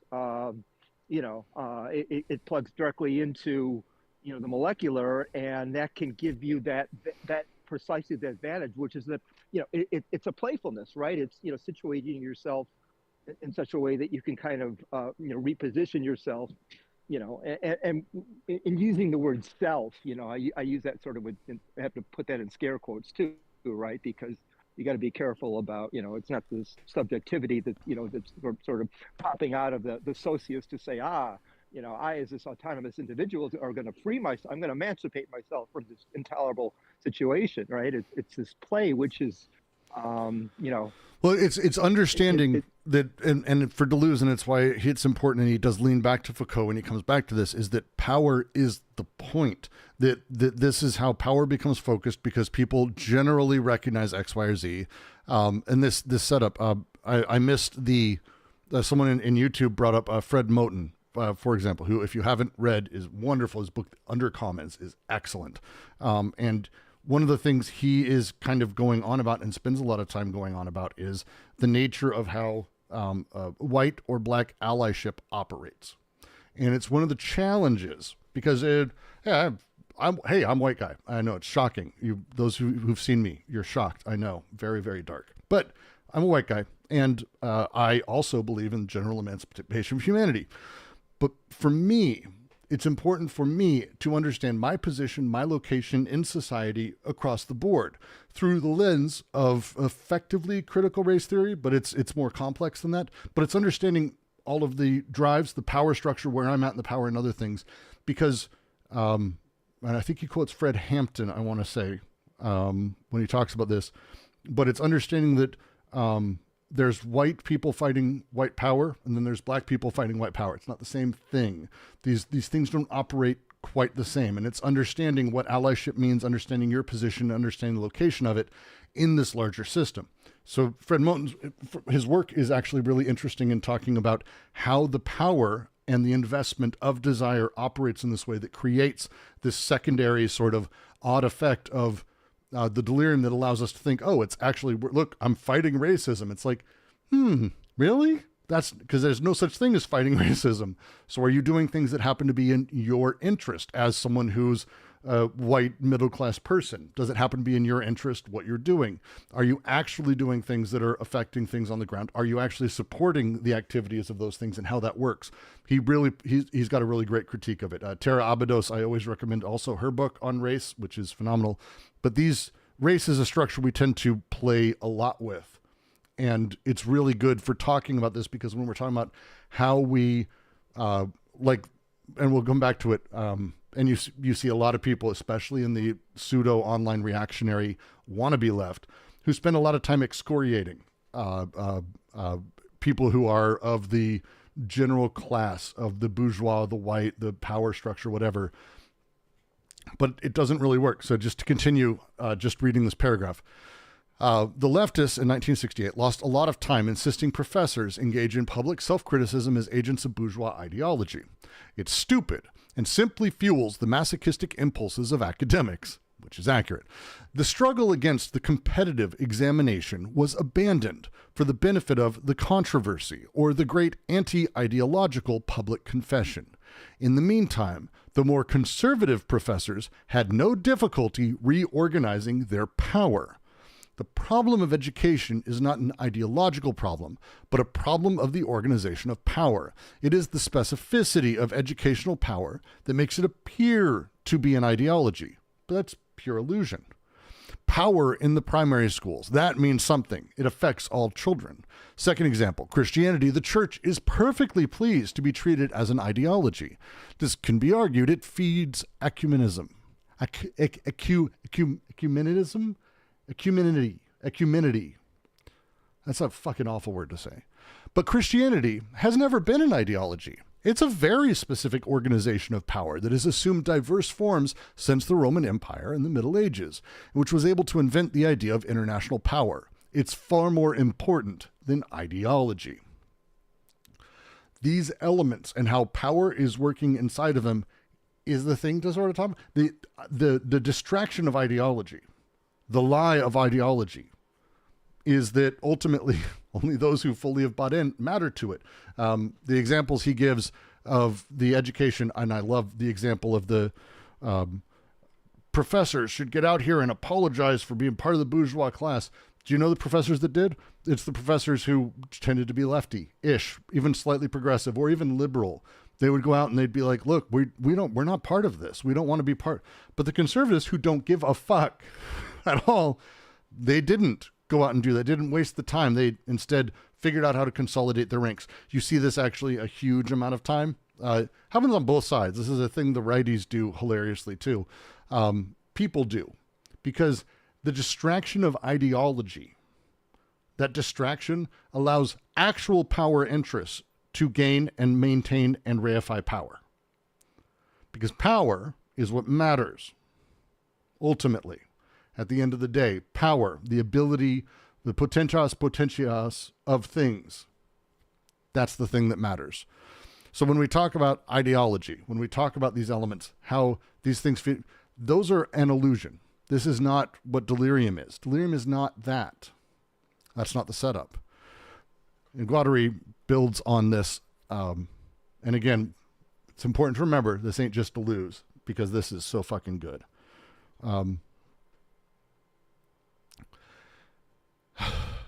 From Guattari. It's the same thing in traditional political structures. One finds the old trick being played everywhere again and again. A big ideological debate in the General Assembly and questions of organization reserved for special commissions. Those questions appear secondary, determined by political options, while on the contrary, the real problem are those of organization, never specified or rationalized, but projected afterwards in ideological terms. There, the real divisions show up, a treatment of desire and power, of investments, of group Oedipus, of group superegos, of perverse phenomena, etc. And then political oppositions are built up. The individual takes such a position against another one because, in the scheme of organization of power, he's already chosen and hates his adversary. That doesn't feel like anything that's happening today at all. Not at all, right? No one can relate that to anything happening today? Yeah. Why I left the left and right and whatever. Someone on YouTube. Second time I peeked in here. What is this channel about? That's a great question. That's just a great question. We tend to be focused. We are the Quarantine Collective. It was a long story, but in COVID, a couple of us got together to do a reading of incredibly complicated philosophy we've all wanted to do a group reading of, and it's kind of taken on a life of its own. We tend to focus on philosophy, theory, political action, things like that. Yeah, it's a complicated bunch of shit. It's a whole thing. So that's a lot. It's a complicated thing. But I'll continue. The question is then asked of them. Your analysis is convincing in the case of the Soviet Union and of capitalism, but in the particulars, if all ideological oppositions mask, by definition, the conflicts of desire, how would you analyze, for example, the divergences of three Trotskyite groupuscules? I'll come back to that word. Of what conflict of desire can this be the result? Despite the political quarrels, each group seems to fulfill the same function vis-a-vis its militants. A reassuring hierarchy, the reconstitution of a social milieu, a final explanation of the world. I don't see a difference. A groupuscule is the groups that we happen to find ourselves in that we call ourselves as such. I read his entire piece on, if you want to go find that video and go deeper. But it's the groupuscule of, hey, look, all of us shop at the same shopping mart. Oh, really? I guess we're part of that group. Groupuscule, the emergent groups kind of thing. So guattari says, because any resemblance to existing groups is merely fortuitous, one can well imagine one of these groups defining itself first by its fidelity to hardened positions of the communist left after the creation of the Third International. A little bit of history. They're talking about a whole bunch of shit happening inside of the USSR. And I think the timing of this talk is like 1972 to 4. I should probably look that up. But it's ish. It's an ish thing. And there's a whole bunch of shit happening as you have a bunch of factions inside the USSR over time who've developed, and they're kind of, as they said, there's multiple Trotsky groups, there's multiple Stalinist groups, there's multiple blah, blah, blah, Leninist groups, whatever it is. These groups sort of pop up, and that's what, any resemblance to existing groups is merely fortuitous. One can well imagine one of these groups defining itself first by fidelity to hardened positions of the communist left after the creation of the Third International. It's a whole axiomatics, down to the phonological level. Sounds made. The way of articulating certain words, the gestures that accompany them, and then the structures of organization, the conception of what sorts of relationships to maintain with the allies, the centrists, the adversaries. This may correspond to a certain figure of Oedipalization, a reassuring, intangible universe, like that of the obsessive, who loses his sense of security if one shifts to the position of a single familiar object.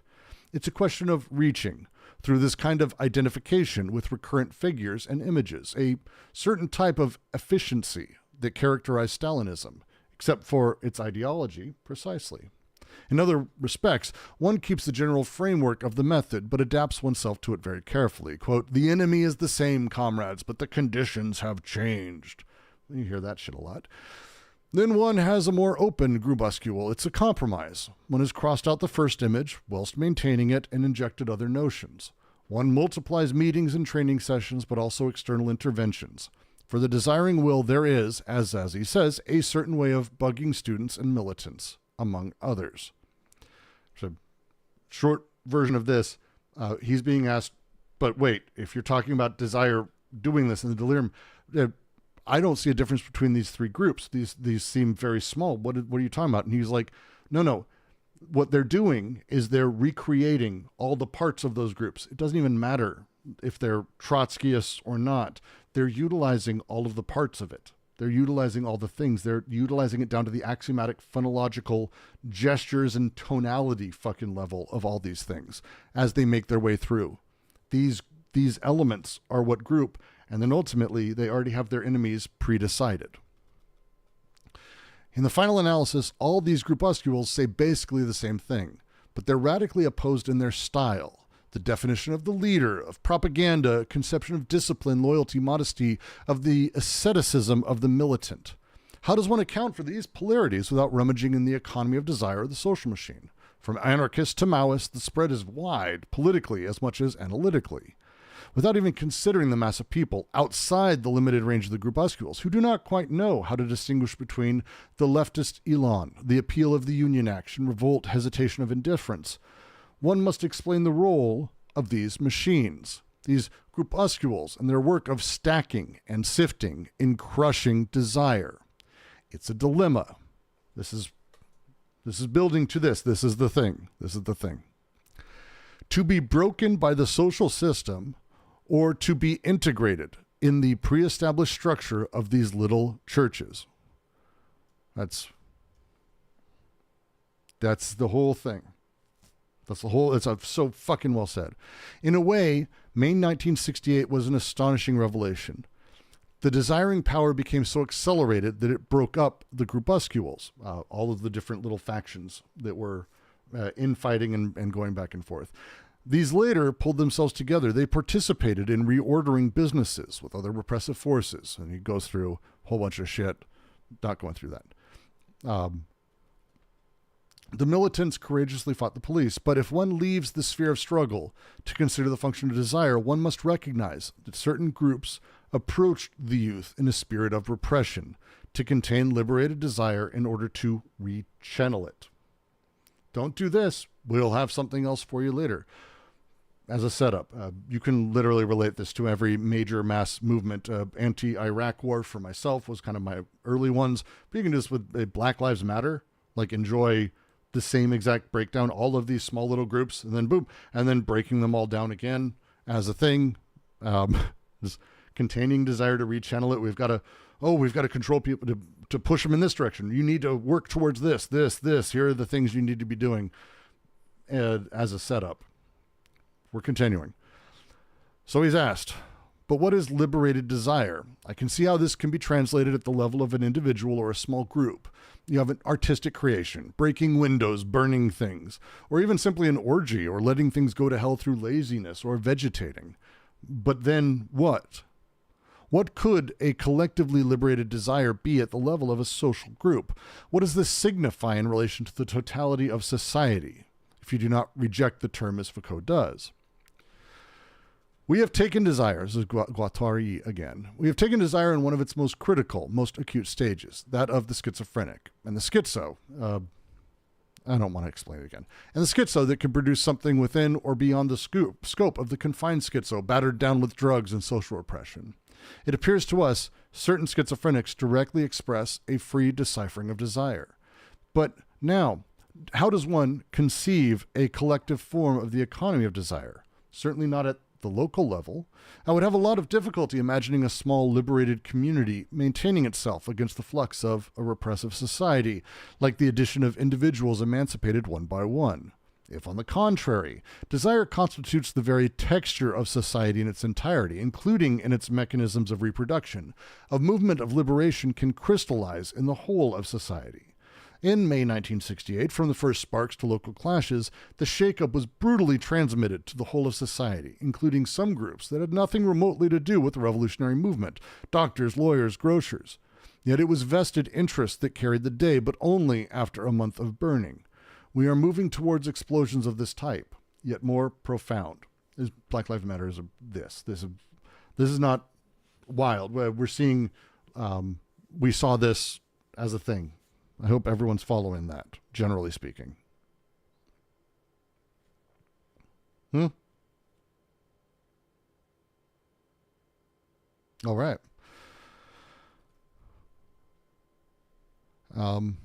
Let's see. Because it's a long piece. I don't want to read the whole thing. I want to get to the next little bit that is relevant to what we're going over today.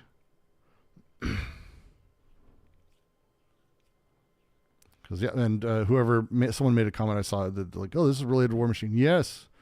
There we go. So why is this psychiatry and blah, blah, blah. So here's deleuze. Here's a case. A woman arrives at a consultation. She explains she takes tranquilizers. She asks for a glass of water, then she speaks. You understand I have a certain amount of culture. I have studied. I love to read. There you have it. Now I spend all my time crying. I can't bear the subway. The minute I read something, I start to cry. I watch television. I see images of Vietnam. I can't stand it. The doctor doesn't say much. The woman continues, I was in the resistance a bit. I was a go-between. The doctor asked her to explain. Well, yes, don't you understand, doctor? I went to a cafe and I asked, for example, is there something for Renee? And there would be a letter to pass on. The doctor hears Renee and wakes up. Why do you say Renee? It's the first time he asks a question. Up to that point, she was speaking about the metro, Hiroshima, Vietnam, the effect all of it had on her body and the need to cry about it. But the doctor asks, wait, Renee, what does Renee mean to you? Renee, someone who is reborn, the Renaissance. This fits into the universal schema, the archetype. You want to be reborn. The doctor gets his bearings. At last, he's on track. He gets her to talk about her mother and her father. It's an essential aspect of our book, and it's very concrete. The psychiatrists and psychoanalysts have never paid any attention to delirium. It's enough just to listen to someone who is delirious. It's the Russians that worry him, the Chinese. My mouth is dry. Somebody buggered me in the metro. There are germs and sperm, and they're swimming everywhere. It's Franco's fault, the Jews, the Maoists, all a delirium of the social field. Why shouldn't this concern the sexuality of the subject, the relations it has with the Chinese, the whites, the blacks, with civilization, the Crusades, the metro? Psychiatrists and psychoanalysts hear nothing of this. On the defensive, as much as they are indefensible, they crush the contents of the unconscious under prefab statements. You speak to me of the Chinese, but what about your father? He isn't Chinese. Well then, do you have a Chinese lover? It's at the same level of repressive work as the judge in the Angela Davis case who affirmed her behavior can only be explained by her being in love. That's fuck. God damn it. And what if, on the contrary, Angela Davis's libido was a social revolutionary libido? What if she were in love because she were a revolutionary? That is what we want to say to psychiatrists and psychoanalysts. You don't know what delirium is. You haven't understood anything. If our book has a meaning, it is that we have reached a stage where many people feel the psychoanalytic machine no longer works, where a whole generation is fed up with all-purpose schemas, Oedipus and castration, imaginary, symbolic, which systematically efface the social, political, and cultural context of any psychic disturbance. There you go. Boom. Boom. Angela Davis, by the way, worth looking into as a story. Kind of amazing, actually. But actual quote from the case. Fucking, she was in love. Like, I'm not sure there's a way to be more patronizing piece of shit to what she did than that. But, I mean, on the other side, I think it also is one of the reasons the judge went a little bit easier-ish on her than he could have. But still, Jesus Christ. But that's the, you're in love. No. Delirium. Our investments in the social field at large are not reduced to symbols, are not reduced to singular things or just a few structures of things. That's not how this works. Our investments in the social field are total. It's everything. And they don't have to make sense. And if they don't make sense or they're not rationally connecting with a psychiatrist or someone you're talking to, it doesn't mean that there's some fucked up thing back there. Our investments are what they are. We are socially invested, historically invested. This is the setup. This is the thing we are going for. And as always, don't read schizophrenia as schizo or as schizo posting or whatever the fucking memes are today. We'll just say that the words meant things differently back then by a wide fucking margin. So this is delirium. Delirium's a big fucking deal when we make our way back. And I think we kind of have to make our way back just for a moment. Because I think I went way... I mean, we've been talking for forever now. Let me switch the screen I am sharing in Discord back. Poor LJ, I feel bad. The most important thing that we learn about delirium. what is delirium? This is important like thing, Yes. In DGG, I think. It's deeply important. And it's because when we talk about Anti-Oedipus comes about because of the question Reich asks. Reich asks this question, why do men desire their own repression? He watched the Nazis in Germany do what they did.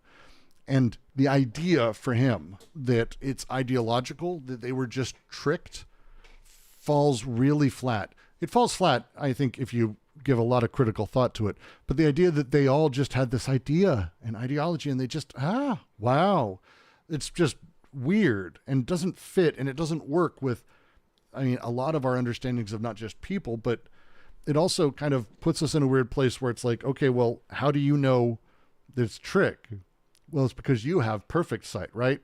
Like that's kind of necessitates like, oh yeah, no, it's ideologically driven because I have ideological glasses that it can magically see them because I am Zizek. It's like, no, that we can critique, we can surface, we can critique these things, but ideology is not the point. It's not really how it works. That's the illusion, is that things sit on that side. In the same way when we have the break of, oh, look, man in nature, God in nature, any of these things that are the classic breaks, these are the illusions. Ideology is just one of those. If ideology is the thing we consider, then it's all ideas in our head.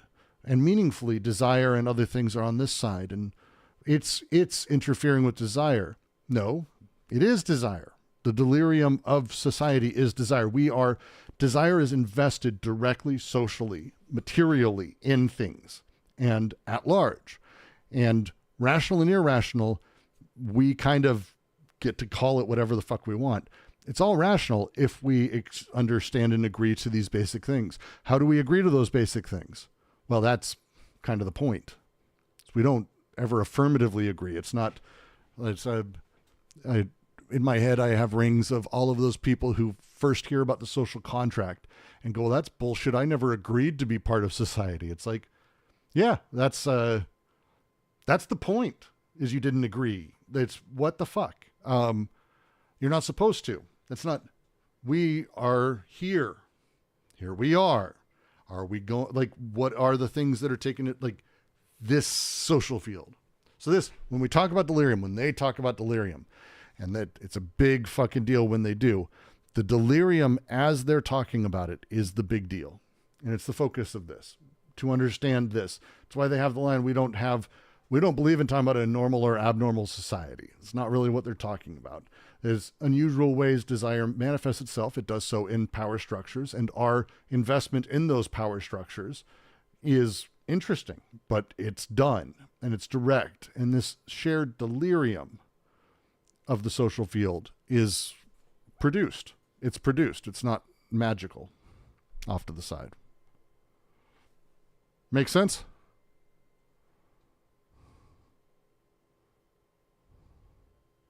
Very good. All right. I think with that, it's 2:00. This is solid 2 hours.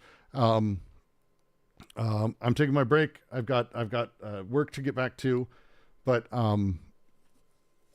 we did 2 paragraphs.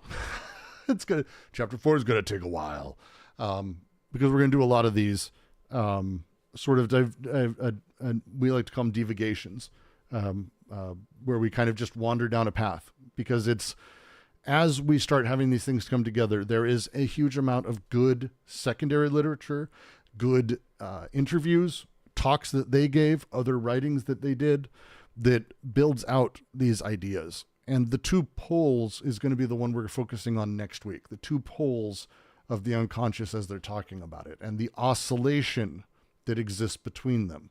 It is not that you move between them. They use language like that. But we'll be talking about oscillation, paranoiac and schizo poles, and what these things mean and how we do this and how the unconscious does this. But until then, I want to say thank all of you for joining. Again, it's a highlight of my week. I fucking love doing this. This was really fun to sort of dive into a piece I hadn't read in a while, which is always a blast. Let me link to it also. But Yes. it's Coldplay, by the way. Sorry? The Quick of the eye. Just How do you say it again? employ. Comploy? Employ. Comploy. Ploy. Ploy. Yeah, don't even, look, I'm an American. We are it is embarrassing to even try, and I will do my best, but it is. It sounds that are not necessarily very common or even present in. Yeah, it's Trump. Yeah,